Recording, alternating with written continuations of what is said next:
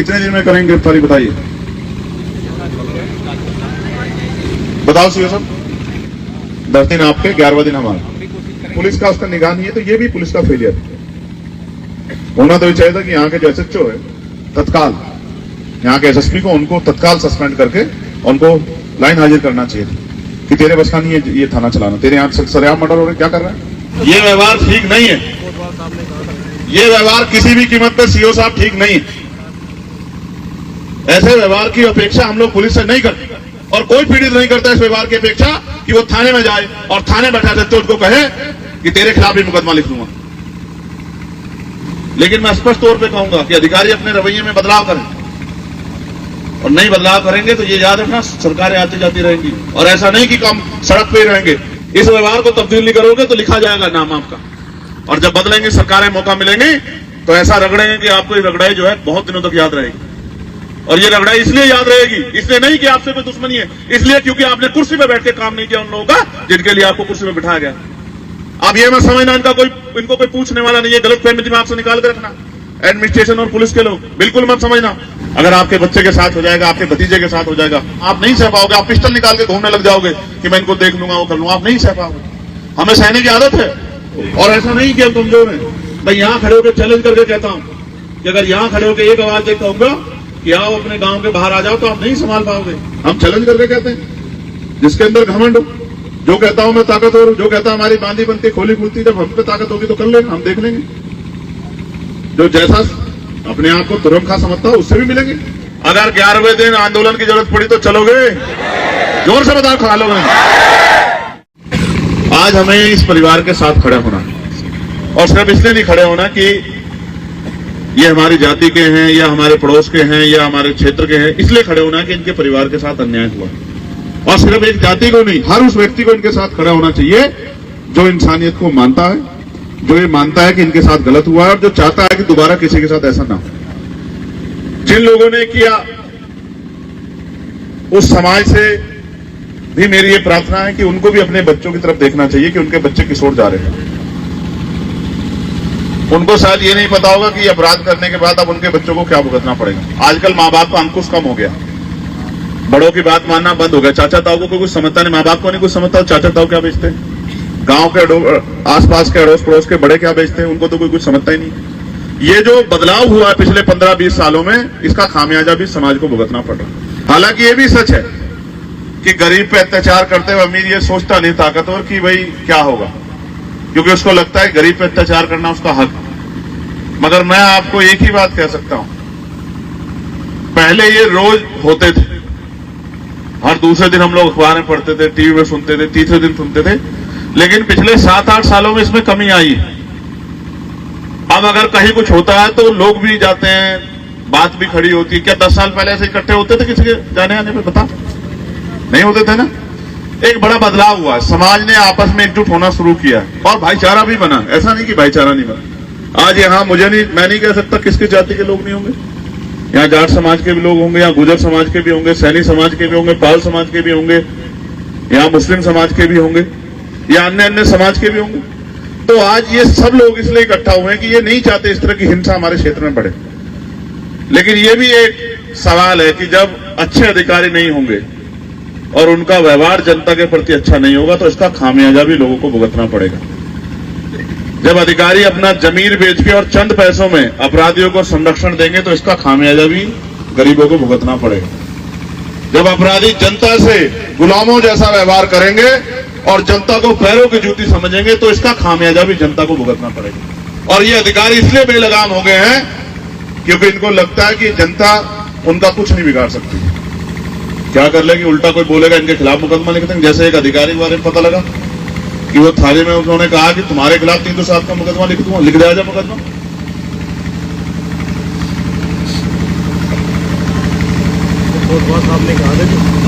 ये व्यवहार ठीक नहीं है, ये व्यवहार किसी भी कीमत पर सीओ साहब ठीक नहीं। ऐसे व्यवहार की अपेक्षा हम लोग पुलिस से नहीं करते और कोई पीड़ित नहीं करता इस व्यवहार की अपेक्षा कि वो थाने में जाए और थाने बैठा सच्चों को कहे कि तेरे खिलाफ भी मुकदमा लिख दूंगा। ये व्यवहार की अपेक्षा हम नहीं करते और हमारे लोग हिंसा से कोसों दूर रहते हैं। नहीं लोग, हमारे लोग हिंसा का हिस्सा बनते, क्योंकि हम जानते हैं कि अगर हिंसा होगी तो हमारा ही नुकसान होगा, मरेंगे भी होंगे और कार्रवाई भी हम पे होगी, और हो सकता है मरने के बाद हमारे परिवारों को वो सब चीजें झेलना पड़े। इसलिए हम नहीं करते ऐसी हिंसा, हम नहीं हिंसा का साथ देते, हम नहीं करते किसी में हमला।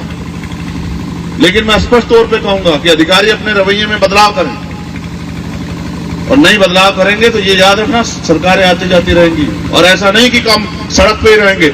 एक साल पहले बहुत अधिकारी हमसे कहते थे कि क्या चंद्रशेखर अभी तो बहुत समय लगेगा। मैं कहता था कि जिस दिन समाज मेरे साथ खड़ा हुआ उस दिन देखना बदलाव हो जाए, और एक साल में देखो क्या बात कहां से कहां चली गई है। जो सड़कों पे था उसको समाज ने, इस तमाम गरीब समाज ने दिल्ली भेज दिया है। और याद रखना, अगर इनका हाथ ऐसे मेरे सर पे रहा, मौका तो यहां मीरापुर में भी कोशिश की थी हमारे लोगों ने। मैं धन्यवाद दूंगा आप सब लोगों का कि आपने भरोसा दिखाया हम लोगों के ऊपर। कोशिश तो इन्होंने यहां भी की थी, वरना वो कोशिश कामयाब होती तो असेंबली में हमारी आवाज होती है। हम असेंबली में पूछते कि ऐसे अधिकारी कुर्सी पर क्यों बैठे हैं, आप मेरी बात को याद रखना। लेकिन पूछेंगे पार्लियामेंट में भी कैसे निकम्मे अधिकारियों का कुर्सी बैठने का क्या मतलब बैठता है, जो तनख्वाह तो समाज गरीबों से लेते हैं और काम अमीरों का करते हैं, काम नेताओं करते हैं, काम पैसे वालों करते हैं। ऐसे क्या जरूरत है कुर्सी पर? इस व्यवहार को तब्दील नहीं करोगे तो लिखा जाएगा नाम आपका, और जब बदलेंगे सरकारें, मौका मिलेंगे तो ऐसा रगड़ेंगे कि आपको ये रगड़ाई जो है बहुत दिनों तक याद रहेगी। और ये रगड़ाई इसलिए याद रहेगी, इसलिए नहीं कि आपसे कोई दुश्मनी है, इसलिए क्योंकि आपने कुर्सी पे बैठ के काम नहीं किया उन लोगों का जिनके लिए आपको कुर्सी पे बिठाया गया। अब ये मैं समझना कि अनाथ है, अब ये मैं समझना इनको कोई पूछने वाला नहीं है, गलत फहमी दिमाग से निकाल कर रखना। एडमिनिस्ट्रेशन और पुलिस के लोग बिल्कुल मत समझना, जो अच्छे अधिकारी होंगे उनका हम सम्मान करें। और आप जानते हैं पुलिस की जितनी मदद मैं करता हूंगा, इनके साथ परेशानी, 8-8 घंटे की ड्यूटी की जगह 24-24 घंटे ड्यूटी, 48 घंटे ड्यूटी करनी पड़ती। मैं अकेला आदमी था जिसने पार्लियामेंट में आवाज उठा के, और एक रिपोर्ट बन रही है अब कि इनको 8 घंटे की ड्यूटी मिले। बहुत सारी चीजें जो मैं नहीं कहना चाहता, क्योंकि मैंने एहसान नहीं किया, मैंने अपनी ड्यूटी की। लेकिन पुलिस का रवैया अच्छा नहीं है कि वो एक लाठी सबको हाँकना चाहते हैं, ऐसा नहीं, ये ठीक नहीं, ये नाराजगी है मेरी पुलिस। अच्छे अधिकारी भी हैं, मैं मानता हूं यहाँ अच्छे अधिकारी, और मैं मानता हूं अच्छे अधिकारी को रहते कार्रवाई भी होगी, लेकिन कार्रवाई में न्याय में देरी भी न्याय को अवरुद्ध करने का काम होता है, न्याय को रोकने का काम होता है। न्याय करने से ज्यादा न्याय दिखना भी चाहिए। मैं हाथ जोड़ के पुलिस और प्रशासन के लोगों से कहूंगा, ऐसा व्यवहार मत करो। इसलिए मत करो कि सोचो कल किसी आपके साथ हो जाएगा तो आप नहीं सह पाओगे, आप नहीं सह पाओगे। अगर आपके बच्चे के साथ हो जाएगा, आपके भतीजे के साथ हो जाएगा, हम तो हर आदमी को, इंसान को अपना परिवार में, आप नहीं सह पाओगे। आप पिस्टल निकाल के घूमने लग जाओगे कि मैं इनको देख लूंगा, वो कर लूंगा, आप नहीं सह पाओगे। हमें सहने की आदत है, हमने सहा, हमें आदत है, हम लंबे समय सहते आ रहे हैं, इसलिए हमें आदत है। लेकिन ऐसा नहीं कि हम इसको आदत बना के बैठे हैं, हम इसलिए करते हैं कि ठीक है, कानून व्यवस्था सही रहनी चाहिए। वरना आप देखो, ए बेटे बैठ जा, हम जा, बैठ जा, और बटन बंद कर ले, हवा ना लग जाए। हवा भी लग जाती है, हवा चल रही है ठंडी। इंसाफ अगर मांगने से मिलता तो सबको मिल जाता। शांत हो जाओ, शांत हो जाओ, शांत हो जाओ, अब उससे मत ध्यान। आप देखो ये कितने लोग हैं, अगर ये सड़क पर निकल जाएं तो क्या कानून व्यवस्था ठीक रह सकती है? आप देखो, और ऐसा नहीं कि हम कमजोर हैं। मैं यहां खड़े होकर चैलेंज करके कहता हूं कि अगर यहां खड़े होकर एक आवाज देकर कहूंगा कि आओ अपने गांव के बाहर आ जाओ, तो आप नहीं संभाल पाओगे, आपको एहसास नहीं है। अगर हम शासन सत्ता में नहीं है तो आप मत समझो कि हम कमजोर हैं। आप ऐसा ट्रीटमेंट नहीं कर सकते हैं गरीबों के साथ, याद रखना मेरी बात को। यहां खड़े होकर कहूंगा, चैलेंज करके कह रहा हूं, जिसको गलतफहमी हो निकाल लो और आओ सामने और कहो कि दिखाओ, देखो यहां से और बिजनौर से लेकर दिल्ली तक अगर आपको नहीं दिखाया कि हम कितनी शक्ति रखते हैं, तब बताना आप उसको। आप नहीं जानते, ये लोकतंत्र और जनता इसमें मालिक है, जनता के हिसाब से चलता है लोकतंत्र। तो समझदारी दिखाओ, और मैं तो कोशिश करूंगा कि ऐसे अधिकारियों पर कार्रवाई हो, क्योंकि मैं तो जानता हूं कि सारे अधिकारी अच्छे नहीं हैं। मैं आपसे भी कहूंगा कि संयम रखो, धैर्य रखना बहुत जरूरी है। एक्शन का अगर रिएक्शन होगा तो उसका परिणाम अच्छा नहीं होगा। और आप तो मैं आपकी समझदारी की दाद देता हूं कि आपने नौजवान बच्चा चला गया, आपने हिम्मत दिखा के दर्द को पीने का काम किया, मैं इसके लिए आपका धन्यवाद देता हूं। लेकिन मैं आपसे कहता हूं ये लड़ाई आज खत्म नहीं हो रही है, ये लड़ाई चलेगी, लंबे समय तक चलेगी। और मैं आकाश को भी कहना चाहता हूं उसके कंधों पर जिम्मेदारी आ गई है। घर में छोटी बहन है, उसके सम्मान की रक्षा करते हुए उसको अपने पैरों पर खड़ा करना, बूढ़ी मां का भी ख्याल रखना है। तो मैं आपसे ये भी अपेक्षा करूंगा, जो मेरा नेचर है और जिसको मैं कहता हूं कि ये होना चाहिए, कि हमें समाज का हाथ पकड़ कर रखना चाहिए, गरीबों का हाथ पकड़ कर रखना चाहिए। मैं आपको तो याद है राहुल जी, बागपत अभी तो 2 ही दिन बीते। इस परिवार की कुछ मांगे हैं वो भी मैं पढ़ देता हूं, मगर मैं जानता हूं कि जैसे मैं पढ़ दूंगा वैसे ही एडमिनिस्ट्रेशन पुलिस के लोग सुन लेंगे। बाकी पूरी तो ये तभी होंगे जब शासन शक्ति चंद्रशेखर आजाद के हाथ में होगी, उससे पहले तो पूरी नहीं हो सकती। ऐसा तो मुझे नहीं लगता, इतना तो न्यायप्रिय नहीं है कोई। ये तभी पूरी होंगी जब ताकत हमारे हाथ में होगी, फिर तो हिंसा ही नहीं कर सकता कोई। हम चैलेंज करके कहते हैं, जिसके अंदर घमंड हो, जो कहता हूं मैं ताकतवर हूं, जो कहता हमारी बांधी बनती खोली खुलती, जब हम पे ताकत होगी तो कर लेना, हम देख लेंगे। जो जैसा अपने आप को तुरंखा समझता हो उससे भी मिलेंगे। तो मैं परिवार की जो मांगे हैं, परिवार की नहीं समाज की मांगे हैं, पढ़ूं भाई, हाथ उठा के बताओ पढ़ूं? ठीक है। पहली मांग ये है कि दोषियों की तुरंत गिरफ्तारी की जाए। एक सम्मानित अधिकारी हमारे यहाँ सीओ साहब जो आईओबी खड़े हैं, कितने दिन में करेंगे गिरफ्तारी बताइए? ये तुम लोग चुप रहो, तुम कहो तो मैं रख दूं माइक। तुम लोग बात करना चाहते हो? शांत हो जाओ। बताओ सीओ साहब। हम लोग जितना जल्दी कोशिश कर रहे हैं। समय थोड़ा समय पर टारगेट करके बताओ। 10 दिन आप दिए आपको, 10 दिन तक फोन नहीं करेंगे, वादा कर रहे हैं आपसे। 10 दिन आपके, 11वां दिन हमारा। हम भी कोशिश करेंगे ऐसी स्थिति में। हाँ, 10 दिन में आप सारे आरोपियों को गिरफ्तार करके जेल भेज। पहली बार मैं ये भी नहीं कहता आपके निर्दोषों को भेज दो, मैं इस बात समर्थन नहीं करता। आप लोग समर्थन करते हो?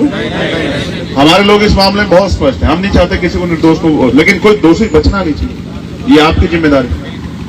जो दोषी नहीं भी दिख रहा है और आपकी नजर जानकारी में आ गया कि वो दोषी है, तो उसको उस मामले में ऐड करके उसको उस पर कार्रवाई करना ये आपकी जिम्मेदारी। और मैं उम्मीद करता हूं कि एक अधिकारी अपने कर्तव्य का पूर्ण रूप से निर्वहन करेगा, ऐसा मुझे विश्वास। दूसरा, हमारे लोगों के खिलाफ यहां मुकदमे दर्ज हुए, मैं उस समय की घटना की उसको समझता हूं। और आप, मेरा अनुभव है, ये तो कुछ नहीं, सामने से गोली चल के और बहुत बड़ी बड़ी घटनाएं घट जाती जब किसी का मरता, ये बड़ा तकलीफ है। मैं इसमें भी आपसे अपील करूंगा कि इस मामले का भी आप लोग संज्ञान लें। और हमारी तरफ से आपसे प्रार्थना है कि समय परिस्थितियां थी, बहुत नुकसान नहीं हुआ है, उसी नुकसान के आधार पर कार्रवाई की जाए। ऐसा ना किया जाए कि जिसमें समाज में जो असंतोष पैदा हो जाए, वो अच्छा नहीं। क्योंकि मैं इसका एक प्रथम पहलू भी कह देता हूं कि अगर आपकी पुलिस तत्पर होती और अगर आपके थाना अध्यक्ष से लेके थाने के लोग, क्योंकि जो कुछ होता है पुलिस की निगरानी में होता है, यहां अगर एक मोटरसाइकिल भी इधर से उधर जाती है तो पुलिस की जानकारी में होती, और नहीं होती तो लग जाती। अगर इस तरह का कोई स्ट्रक्चर बन रहा था, क्योंकि एक षड्यंत्र सोचा समझा, और पुलिस का उसका निगाह नहीं है, तो ये भी पुलिस का फेलियर होना तो चाहिए था कि यहाँ के जो एसएचओ है तत्काल, यहाँ के एसएसपी को, उनको तत्काल सस्पेंड करके उनको लाइन हाजिर करना चाहिए था कि तेरे बस का नहीं है ये थाना चलाना, तेरे यहाँ सरेआम मर्डर हो रहे, क्या कर रहे हैं? तत्काल बचाया भी गया, तत्काल कार्रवाई, पुलिस आई, रिस्पॉन्स पुलिस का आई। वापस ला दो, सनी को वापस ला दो, हमसे ले लो, बताओ क्या चाहिए? यही कह रहा हूं, जनता में खाकी का इकबाल मुझ में भी और हर आदमी में रहना चाहिए कि अगर मैं अपराध करूंगा तो बचूंगा नहीं। ये डर खत्म हो रहा है, वो तो नहीं बचेंगे। हाँ, नहीं, मुझे भरोसा, ये भरोसे के साथ ही कह रहा हूं, पीड़ित परिवार के, क्योंकि ये पहली बार नहीं हो रहा है, ये हो रहा है उत्तर प्रदेश में, और मीडिया के साथी गवाह है इस बात के। कई जगह में पीड़ित परिवार जिनके देख रेख कोई नहीं कर रहा था, उन परिवारों को मुआवजा दिया गया है और नौकरी भी दी गई है। ये हुआ है उत्तर प्रदेश में, ये गोरखपुर में भी हुआ है, लखनऊ में भी हुआ है। इसलिए जैसा नियम आप बनाओगे वो नियम सभी के लिए होने चाहिए। लेकिन बड़े दुख के साथ कहना पड़ रहा है कि जो सरकार जो सत्ता में है वो नहीं करती आपके साथ न्याय। वो तो थोड़ा सा मौसम बदल गया, वरना आपको याद होगा कि मुख्यमंत्री तो कमजोर वर्गों के लोग, दलित पिछड़ों को अपने दफ्तर में बुलाते थे तो पहले साबुन देते थे कि हाथ पैर धो के नहा धो के तब आना। याद है नहीं याद है आप लोगों को? जिनको आपसे इतना घृणा हो वो आपको न्याय दे देंगे आपको लगता है? इनकी मीठी बातों में मत जाया करो जब ये आपके यहाँ के मीठी बातें करते हैं कि ये है वो है। समझो, याद रखो इतिहास को कि ये वही मुख्यमंत्री हैं जिन्होंने अपने कार्यालय में गरीब महिलाओं को, दलितों को, पिछड़ों को, गरीबों को अपने दफ्तर में अपने पास बुलाने से पहले साबुन दिलवाए, इनको कहो नहा धो के आए। अब ऐसे इस तरह की मानसिकता के व्यक्ति, चाहे वो मुख्यमंत्री बन जाए या प्रधानमंत्री, मैं उम्मीद नहीं कर सकता कि हमारे लोग से अन्याय करेंगे। लेकिन फिर भी क्योंकि पूरे समाज की मांग है, पूरे गरीब तबके की मांग है कि पीड़ित परिवार को किसी एक सदस्य को सरकारी नौकरी दी जाए और उनके परिवार को कम से कम 1 करोड़ रुपए का मुआवजा दिया जाए। मिलना चाहिए नहीं मिलना चाहिए भाई?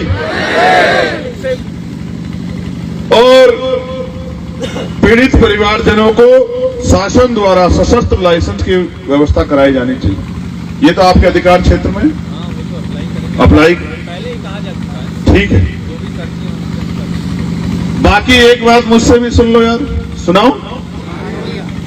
कब तक मुझसे मंगवाते रहोगे सरकारों से कि साहब ये मांग कर लो, ये मांग कर लो, ये मांग कर लो? किसान कितने दिन से बैठे, कौन सुनता है?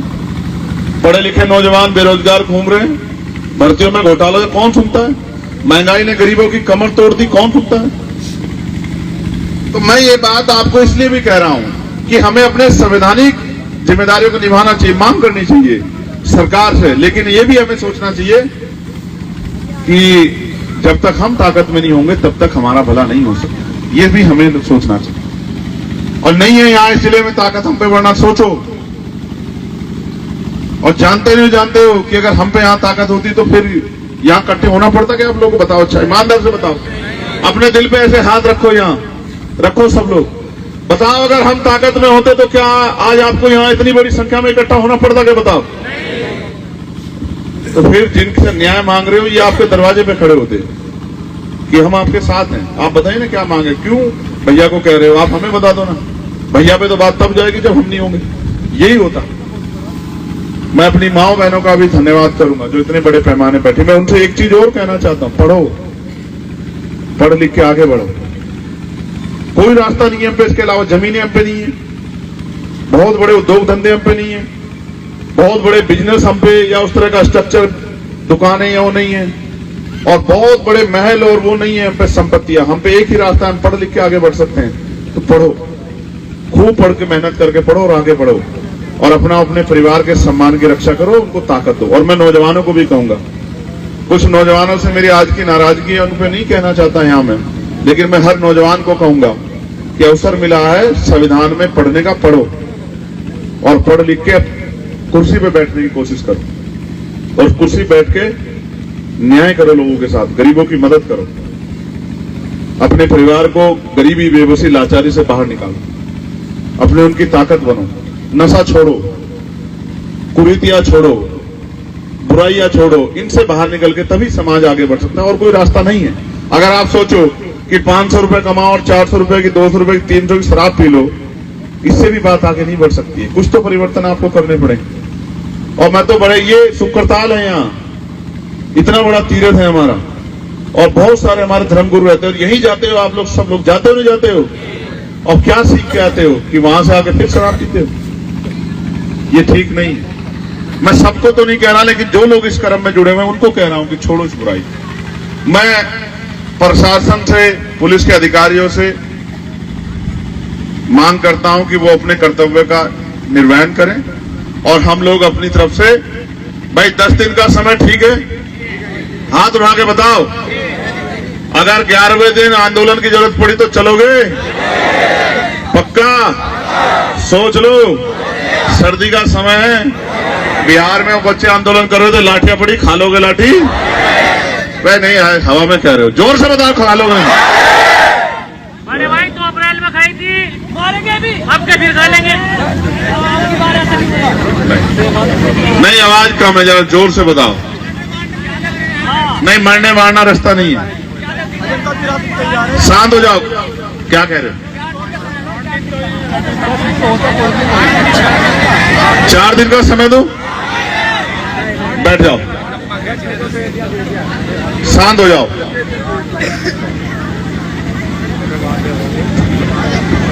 देखो, जादू की छड़ी नहीं है इनके पास। वो भी अपने बचने का रास्ता इख्तियार कर रहे होंगे, वो भी दौड़ भाग कर रहे होंगे, समझ रहे हो? मैंने वो समय इसलिए दिया कि उन्होंने इस समय मांगा। कल वो ये ना कहें कि साहब आपने अपने 4 दिन, हमने पूरी कोशिश की। हमने नहीं समझे? जब इतने दिन धैर्य रख लिया तो और मेरे कैसे रख लो? रख लोगे नहीं रख लोगे? अब मेरा आखिरी आग्रह ये है कि जैसे आए हो वैसे ही अनुशासन में जाओ। किसी को मौका मत देना कि कोई कह दे कि वो लोग आए थे साहब और गुस्से में थे। ऐसा मौका तो नहीं दोगे? रख लोगे लाज मेरी इस बात की। बाकी मैं आपका कर्जदार हूं और मैं लहू का आखिरी कतरा देके भी आपका कर्ज उतारूंगा। इस बात का मैं आपको विश्वास दिलाता हूं। जब तक जीऊंगा मेरे ऊपर आपका कर्ज है, मैं इस कर्ज को उतारूंगा, इस बात का आपको वचन देता हूं। लेकिन आपसे कहता हूं, गलत रास्ते पे मत, सही रास्ते चलें और अनुशासन में जाना, इसमें मदद करा दो। अपने अपने साधनों से आराम से मैं परिवार से मिलकर निकलूंगा।